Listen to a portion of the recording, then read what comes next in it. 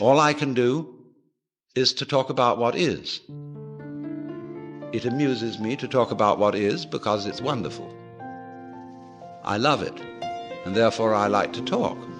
So this is not you see, this is the whole approach here, is not to convert you, not to make you over, not to improve you, but for you to discover that if you really knew the way you are,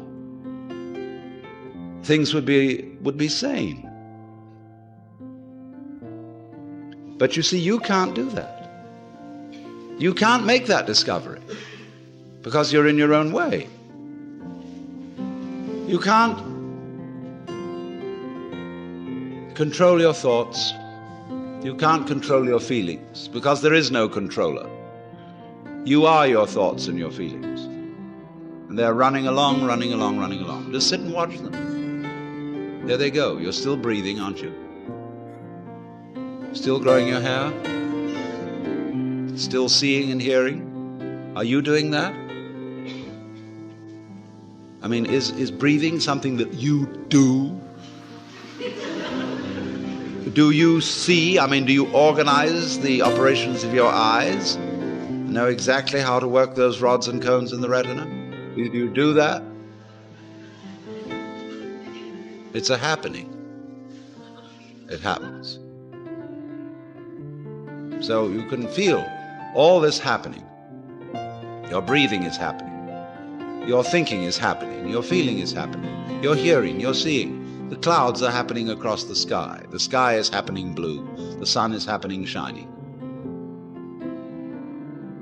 There it is, all this happening. And may I introduce you? This is yourself. This begins to be a vision of who you really are. And that's the way you function. You function by happening, that is to say, by spontaneous occurrence.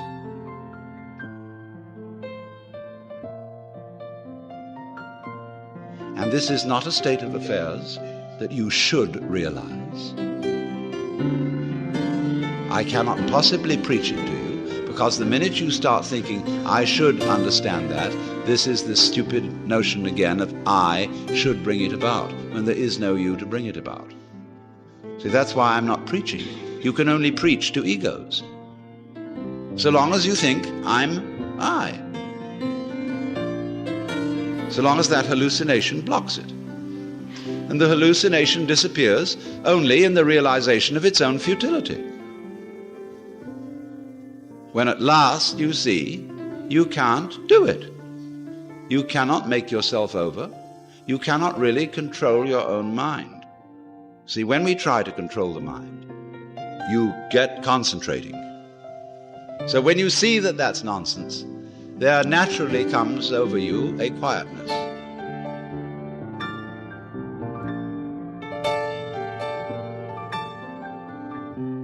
And seeing that you cannot control your mind, you realize there is no control. What you took to be the thinker of thoughts is just one of the thoughts. What you took to be the feeler of the feelings, which was that chronic muscular strain, is just one of the feelings. What you took to be the experiencer of experience is just part of the experience.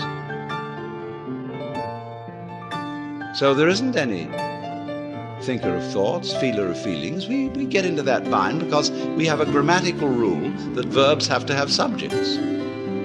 But we always insist that there is this subject called the knower. And without a knower, there can't be knowing. Well, that's just a grammatical rule. It isn't a rule of nature. In nature, there's just knowing, like you're feeling it. And I have to say you are feeling it, as if you were somehow different from the feeling. When I say I am feeling, what I mean is there is feeling here. When I say you are feeling, I mean there is feeling there. Well, anyway, when you come to see that you can do nothing, that the play of thought, of feeling, etc. just goes on by itself as a happening.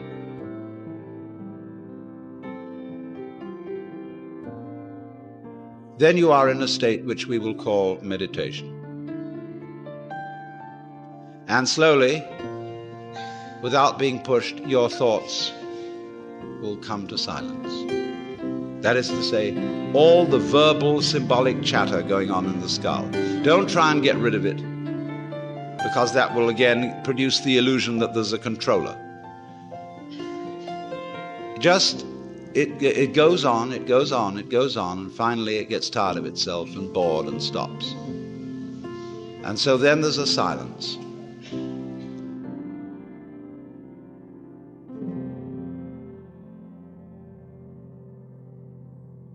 And this is a deeper level of meditation. And in that silence, you suddenly begin to see the world as it is.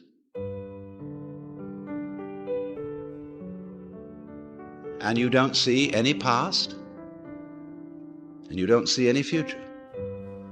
You don't see any difference between yourself and the rest of it. That's just an idea.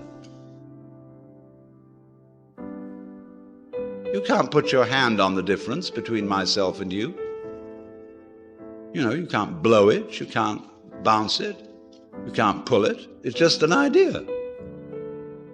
You can't find any material body, because material body is an idea. So is spiritual body. This is somebody's philosophical notions. See, reality isn't material. That's an idea. Reality isn't spiritual. That's an idea. Reality is...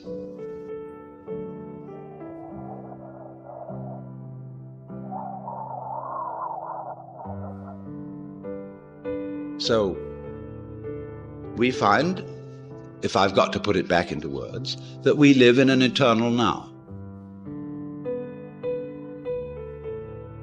You've got all the time in the world, because you've got all the time there is, which is now.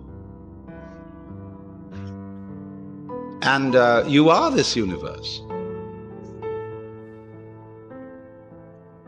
And then we get this strange feeling that we have never had, you see, in our lives, except occasionally by accident. Some people get a glimpse that we are no longer this poor little stranger and afraid in a world it never made,